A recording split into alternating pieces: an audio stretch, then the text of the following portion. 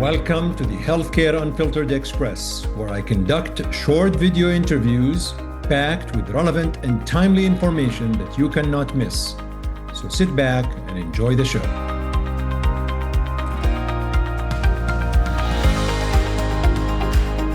Professor Matt Lunning, welcome to the show, Healthcare Unfiltered Express. I really appreciate you coming on, Matt. No worries. Thank you, Chadi, for the invitation. I also appreciate the fact that this is a clinic day, apparently, when we are taping, and it's not easy to be in clinic and come on the show. So I've asked you to come on because we're going to talk about T cell lymphoma a little bit, and we're going to try to simplify it because it remains a challenging lymphoid malignancy. Let's start with frontline. Tell me how you approach a patient with T cell lymphoma. And before you go there, Matt, I'll stop. But we've learned there are so many types of T cell lymphomas now. And I don't know if that's good or bad, frankly. But you get a patient in, how important to know the subtype in terms of treatment and what do you do next? Yeah, no, that's a great way to start because I think one of the ways that I know that a T cell lymphoma may be on the differential is after you get a good sized biopsy of something you know is an abnormal lymph node and you get no call back from the pathologist or the hematopathologist, depending on from where you're at. You actually are calling them about 7 days in and going, "This is a T cell lymphoma, isn't it?" And they're like, "How did you know?"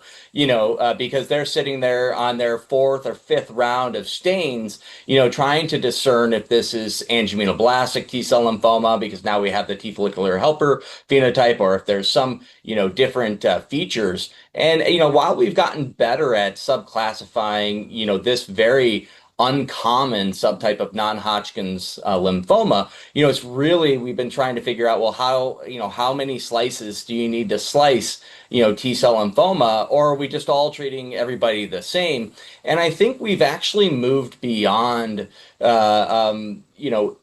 where we were many years ago to where we were borrowing, from our B cell lymphomas, regimens and backbones. And I say that in the guise of, where we were with Echelon 2, right, which I think really moved the field forward, not only in the subtyping, right? We got very good at making the diagnosis of anaplastic large cell lymphoma. We knew that CD30 with brentuximab vedotin was a target. We knew we were doing well with ALK positive ALCL in our younger population. Although I will say, there is a steep drop on those initial curves with ALK positive ALCL. And so why it may have the best prognosis, it still follows with other subtypes in that first month. And so people with that subtype still can present with very aggressive disease and in need of immediate therapy. But I do use, that BV chip for almost everybody with ALK positive, ALK negative ALCL. So I think that one has been fairly well settled. I will say there may be some situations where I like to introduce etoposide a la Dr. Herrera's data with BV-CHEP, so adding the etoposide and considering, auto transplant and even BV maintenance in certain high risk ALK negative ALCL situations. If you talk about where we can go even deeper and dig into, ALK negative ALCL, we consider it 1 negative, but there's also different situations around DUS22 positivity as well as TP63 that live in ALK negative ALCL. So it can get even more complex, even when we think we know what the subtype is because it's not expressing ALK. These are large anaplastic looking cells under the microscope. They are expressing almost uniformly CD30. So it's a slam dunk, from the free throw line that this is ALK negative ALCL. But there's still those, little nuances even in that disease when it comes around the TP63, which classically means poor prognosis, your DUS22 positivity, where it may mean better prognoses. And, that data is still kind of in there, but the vast majority of the people are going to have these triple negative anaplastic large cell lymphomas where none of these express. And I think that BV chip still remains a good regimen. And then to consider even consolidated auto transplant. So Matt, let me step back 1 second. You mentioned something about, so for induction, you mentioned the BV chip, but you also dropped in the etoposide sometimes. Is there a particular phenotype or even a molecular phenotype subtype that might make you want to add the etoposide? Not necessarily. I think I really utilize the age and the fitness of the individual, typically less than 60, very fit individual, but kind of in part with that, they've got to have some of the features that make me think that this could be a bad T cell lymphoma. And most T cell lymphomas are not nice, but this one's, the big bully in the room where you can see them, you can smell them. I'm gonna, I'm if I'm gonna knock this one down, I have to knock it down, very hard. And I think that that's what we've learned with CHOEP in this situation, but also, in your ALK negative high IPI patients where they're getting their first cycle of chemotherapy in the hospital. I often think there's a very unique parallel that we can draw from our diffuse large B cell lymphoma. Sometimes the worst prognosis factor isn't your IPI score. It's actually where you receive your first cycle of chemotherapy. If Right. you receive your first cycle of chemotherapy in the ICU, because you're in fluid volume overload from your angioimmunoblastic T cell lymphoma, which is causing multi-systemic organ dysfunction, despite having 2 to 3 centimeter lymph nodes, and it's the house case, in your hospital, and you finally nail that this is AITL, that in itself should tell you that this is just a bad acting T cell lymphoma. And I know I'm switching subtypes there, but I think that how people present in T cell lymphoma carries a lot of weight in regards to how their outcomes are going to be. So whether you're dealing with AITL, angioimmunoblastic T cell lymphoma, or ALCL, like you mentioned, ALK positive, ALK negative, is the consensus now, today, 2025, I'm doing BV chip or BV chip plus etoposide, or is there a third possible induction regimen?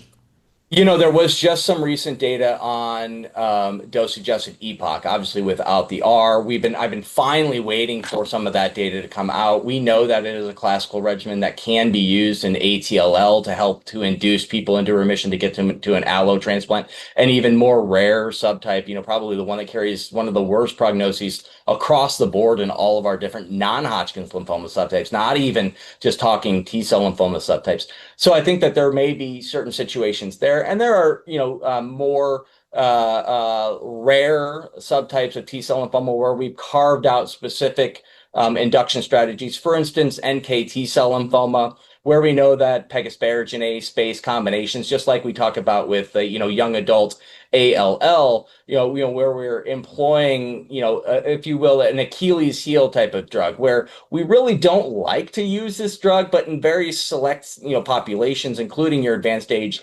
NK cell lymphoma populations, to where we may use regimens like modified SMILE from that standpoint. But I do think that there still remains a lot of controversy on where to use BV chip in AITL based upon, the forest plots that we saw from Echelon 2 with really kind of sitting over top of CHOP versus BV chip.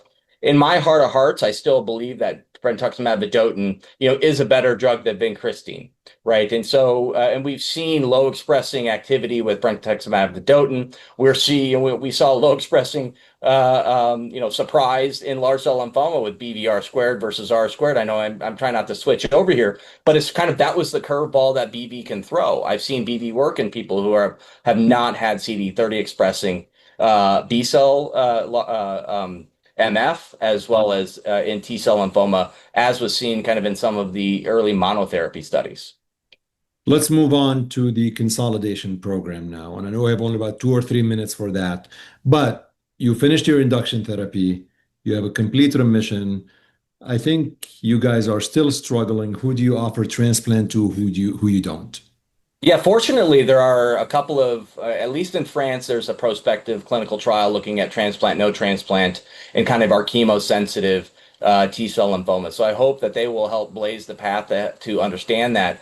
I wish there was a better way to do it kind of downstream by subtype from that standpoint. But because it's such an uncommon disease, I think there's going to be, a collective initiative of subtypes that tries to help answer this question.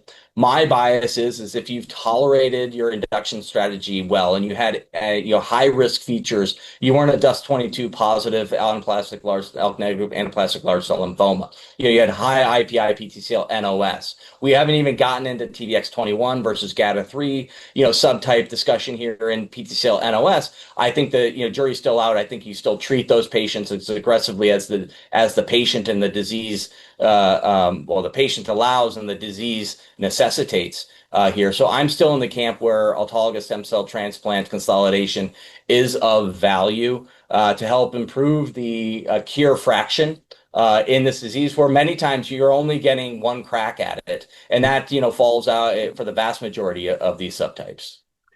We probably won't be able to give it its justice, but maybe we can allude to it a little bit. Relapse disease. What's exciting there? What's happening there? We all can agree it's a tough disease when it's relapse, but what are you doing? Yeah, so I think what's exciting right now is the combo therapies. We've had a lot of monotherapy studies. We came through pralatrexate, romidepsin. We have bendamustine on the Bentley trial, which doesn't get a lot of play. But then we've seen other things coming around, our oral hypomethylating agents, both in the relapse setting by themselves, in combination, from that standpoint, even moving up into the front line. We have also, duvelisib, our PI3 kinase inhibitor, which still has a heartbeat in T cell lymphoma. From that standpoint, that's moved into the front line. But I also, in the relapse refractory setting, really like the duvelisib romidepsin combination. I think that I've really been pleased with how it can take chemo-refractory patients that are primary progressive, even during induction. You're worse when you look back in the Canadian data set. These people have weeks, if not months, to live without effective therapy, and really have kind of stabilized the disease when chemotherapy or your combination chemotherapy hasn't even touched it. And, but I think you have to be prepared to pivot very quickly in that situation. You start having the conversation, what is my destination? And in those situations, if you're giving duvelisib romidepsin, you should be having concurrently, am I going to consolidate with an allotransplant if I can get these people into chemo sensitive, remission, and just having the confidence that I think individually both drugs may separately have their issues, but together they actually appear to make each other a little bit safer. And so I've been very pleased by that combination.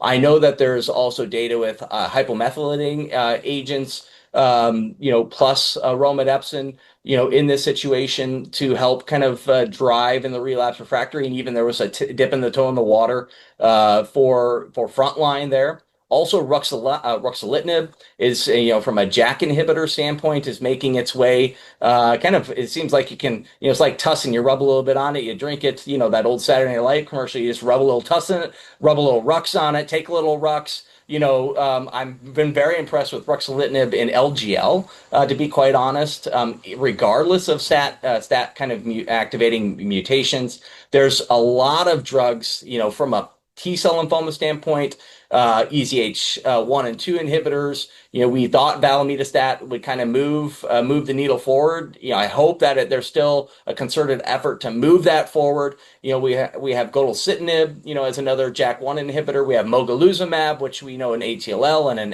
MF.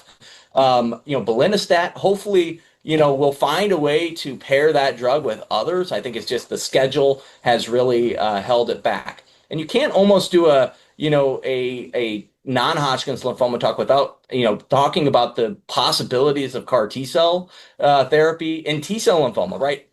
Who would have thought you would be talking about, CAR T cells when you hear words like fratricide? That just sounds, scary from that standpoint. But it just shows you, I think, that really we think we understand immunology, and then we do these things and we realize we absolutely are scratching the surface of what T cell immunology is, what B cell immunology is, and just how the body truly surprises us every single day. So I think this is what makes still following a massive clinic still makes me enjoyed and excited to talk about T cell lymphoma.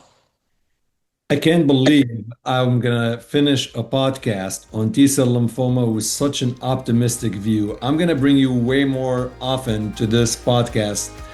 Dr. Matt Lunning, thank you so much for coming on. I mean, like, I'm excited now. You got me going. We're All gonna right, get to Chuck. T cell Thank you. lymphoma. There you go.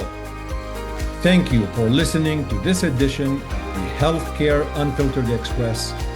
Until next time, take care.